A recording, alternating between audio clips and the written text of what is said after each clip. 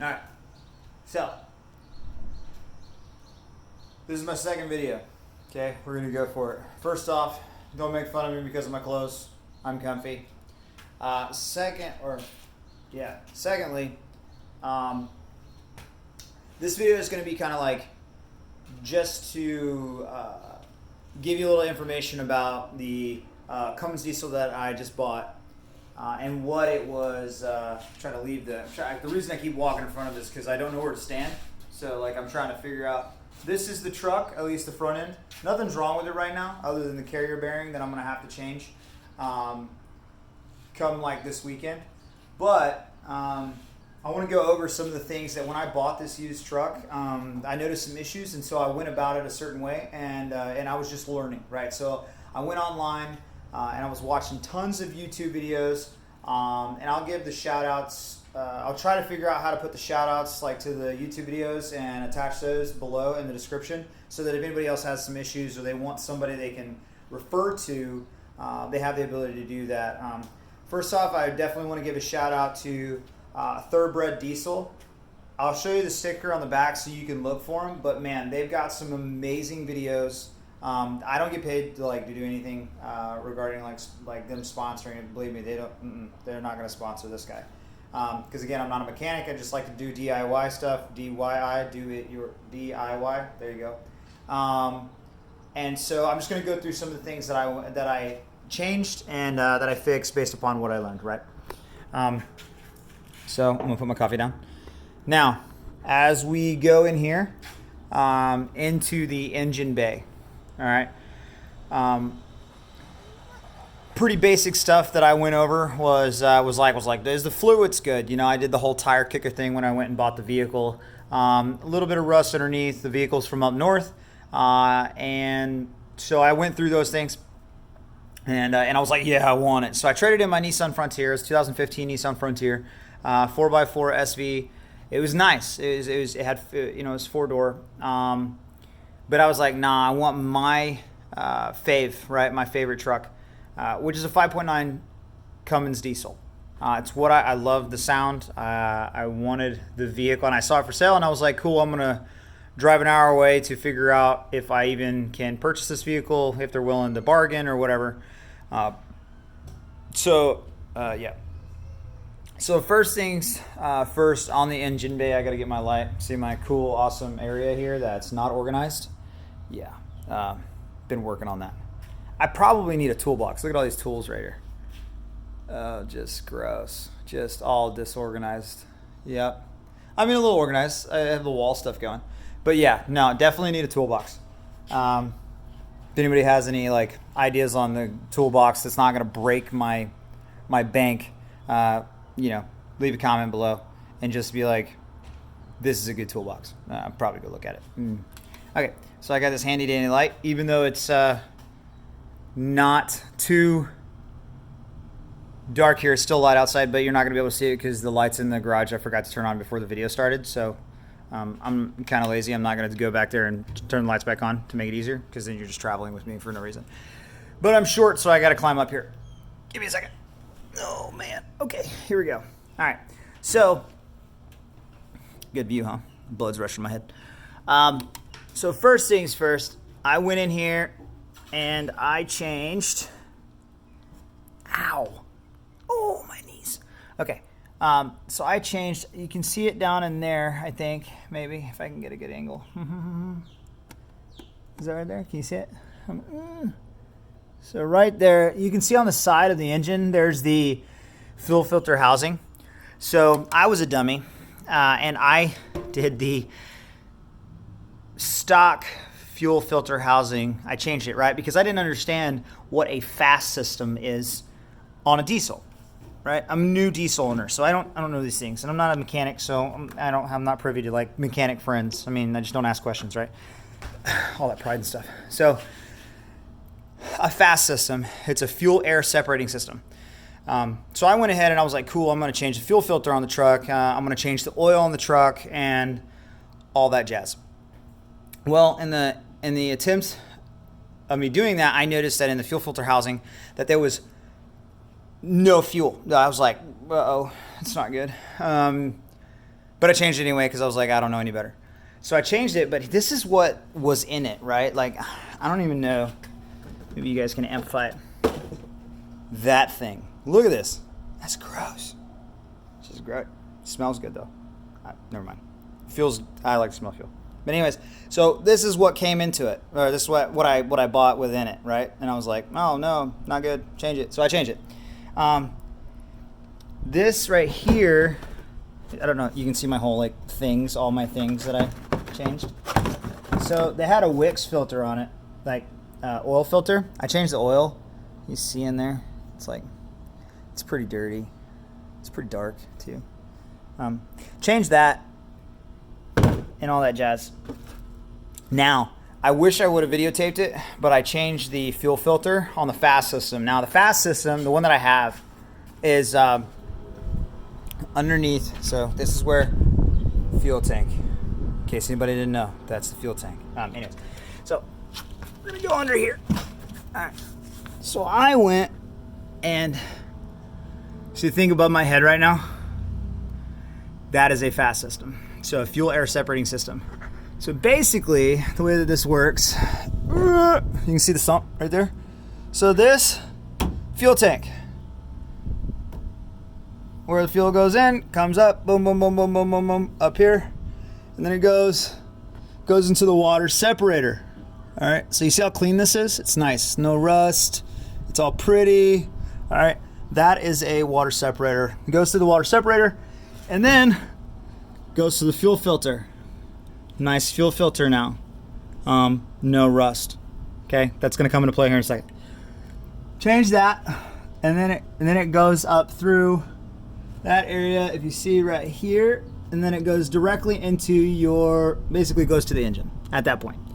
So the actual fuel sending pump is like up in the cracks and crevices. I don't know if you guys can see it from here, but it's like right there. I just got stuff in my eye. That's terrible. Owie. But yeah, so then it sends it, and you know, I don't even know really how much PSI it's supposed to have. I just know that when I turn it on, it sounds good and strong. But I had some issues intermittently whenever I thought the engine was skipping, right? Or not skipping, surging. And so I was like, well, maybe I have water in my fuel, and whenever I'm running down the road and I'm opening it up and everything like that. So after I changed that, I went ahead and I took out the SMB cold air intake. Now this is beauty. Look at that. It's pretty. I would take this like plastic off here, but again, I'm not going to do that. But you can see it. Maybe you can see it. I don't know. It's pretty though, and it just sucks the air in. It's really good. But to clean that, I bought the SMB filters cleaning and oiling kit. And yes, I read the instructions because again, I don't want to like I spent like $15,500 on this diesel. It like had 190,000 miles on it, but I didn't want to, I want to do it a good job, right? I want to make sure that it's good, right? So bought this. I forget how much I paid for it. It doesn't say on there, but I bought it from Thoroghbred Diesel directly from them. Shipping was like $27. I did not like that, but I like Thoroghbred Diesel, and I was like, okay, cool. And I bought 2 stickers. I'll show you the stickers in a second. Did that, and changed that. It sounded like a beaut. It was great. Whistling, just awesome. So after the oil change, I did the cold air intake, did the fuel filter change on both the stock and the fast system along with the water separator, changed that. And then I was like, all right, I'm still having some intermittent issues. Let me check the transmission fluid. I should have done that at the very beginning. I didn't. And I did it exactly how the little manual says it in the glove compartment. And I legit, I'm not kidding you guys, I had bone dry, like just bone dry. I did the whole like, let me go from park, reverse, neutral, drive, 2-1, 2-1. And then I went like, at every point you stop for like 2 seconds and then you go back up. I went like 1 to 2, to drive to neutral. Left it in neutral, did the parking brake, went over, checked the transmission fluid, and when I did, literally on the dipstick, there was nothing. Zero, zilch. So I was like, dude, did I just drive this thing from the used cars dealership with no transmission fluid in it? Probably had some in there, but it just, so I took the transmission fluid, cold and hot, right? Because I was just wanted to meet it and see where it's at. Yeah, it was bone dry. So I ended up getting, went to Napa, and I got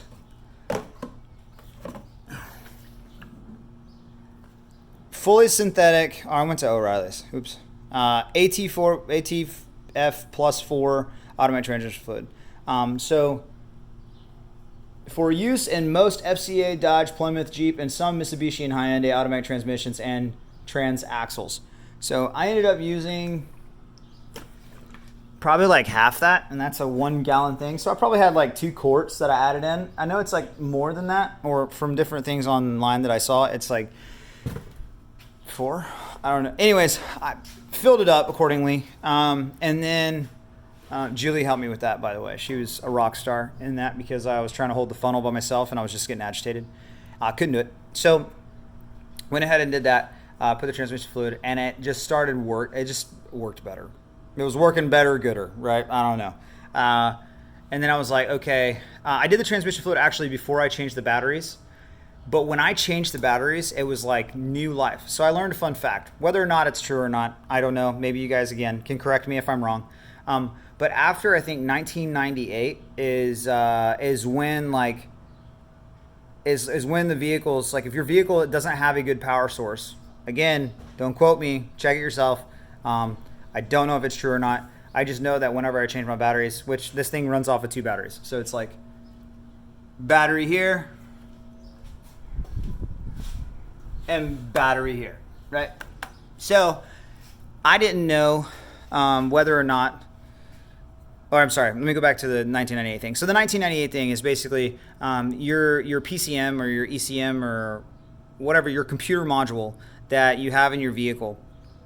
After 1998, the computer module that kind of controls all your electrical components will basically downgrade or throttle down the amount of electricity that goes to other components within the vehicle to maintain the vehicle's functionality. I don't know. That's what the guy at Napa told me. I was like, cool fact, fun fact. I'll put it in my reservoir brain house to make myself sound better and smarter later on. So, I don't know. But did that, and it was like my truck's performance just went through the roof when I did all those little things. So I was going to show you the fuel filters, all right? I know I keep jumping around, and look at what I got this truck, the condition of I think this is the fuel filter. Now this is a water separator. Look at that. Oh my, that is gross. Gross. I don't even understand. I like tried to drain it, and I was like, nah, I need to change this. But yeah, so there's the part number from Napa, 533407 for, I think I have a titanium FAS. I think it is. I'd have to look at it again. But then the fuel filter, even the fuel filter, look at this gross thing. I was actually really sad when I saw this. I was like, man, I really hope it's not ruined. So yeah, just rusted, just nasty. Yeah, not a thing. Not a fan about that. So glad I changed that. And it was awesome. So, but then I took it to a transmission shop. And when I took it to a transmission shop, because I wanted to check it out, right? So I went to a transmission shop, one well-known in town here, and I took it out there, and he got behind the wheel. We took a joyride, and he put his OBD reader, I guess. He had a way cooler one than I. I didn't have a cool one, so. But he was checking the transmissions, the transmission, the way that it shifted and did its whole thing. It was awesome. It worked really, really well. He was like, dude, you don't need to do anything. Because I was thinking, because I'm trying to get horses to the next place that I move to. I'm trying to bring my horses out to my next property. And I was looking for a trailer. But to pull a trailer and have like 3 to 4 horses, I wanted to possibly do an aftermarket torque converter, which has basically an anti-ballooning torque converter. Again, I'm not a mechanic. I would not do that job. I would pay somebody to do that job, because I don't, transmissions in me, nope, not a thing. I don't even know if I could YouTube it where I'm smart enough to figure out how to do it or have the tools to do it. So yeah, not my thing, wouldn't do it. But the guy told me, was like, nah, man, you have a good transmission. It's solid. I think it's a 4-speed automatic in these, because I have technically like a 2004.5. Don't quote me on it. But I think it's the 8th letter within the VIN number defines whether or not it's like a 305 horsepower. And then I think the C at the 8th number, like in the VIN number, is makes it a 325 horsepower. I don't know. More horsepower to pull. You can definitely notice it between 3rd and 4th gear whenever you're on the road. Because the RPMs kind of go a little higher. It probably shifts around 22, 23 if I'm getting on the gas, 100 RPMs. So, yeah. But that's what I did with my vehicle. And then at the end of the day, the transmission guy was like, yo, I bet money that the stutter that you're feeling whenever you take off of this bad boy is your carrier bearing. And I was like, cool. What's that? He showed me. I watched videos of it. I even watched a guy do it by himself, and I'm not gonna lie, I'm very intimidated by this video. I'm very intimidated by dropping the drive shaft on this truck, but I'm gonna do it because it needs to be done before I start using this Vic a whole bunch to do a whole bunch of things and stuff to do with peoples and jazz. So. Stay tuned for that, but that's the update on the 5.9 Cummins 24 valve, what I'm doing with it right now, how I'm doing it. More to come. Stuff from the cave, right? The whole theme, right, is like Papa Bear, and then I got my wife, which is Mama Bear, and then like my little baby bears. So we're definitely going with the cave. Another thing too, just to kind of end it, if you guys like the content and you want to hear more, please subscribe. If you don't, cool, right on. Air 5, slap hands, look at elbow. I'm all about it. Go ahead and please subscribe. I'll try to get good content out there. Real and raw is what I'm looking for. And if you notice that sweet helmet in the back, we can even talk about that later. Leave a comment and I can go into that. Yeah, it's right there. Tip of my finger. Anyways, yeah, just it's, social media. So be social. I'm trying to just be real and throw out some positivity, maybe teach a few things here and there, life experiences, and just be happy, healthy, and positive. So with that, thank you guys so much. If you watch this entire video, it is approximately almost 18 minutes long. I'm sorry for that, but you ran the race. You made it. So stay real and subscribe, like, comment. Have a great day.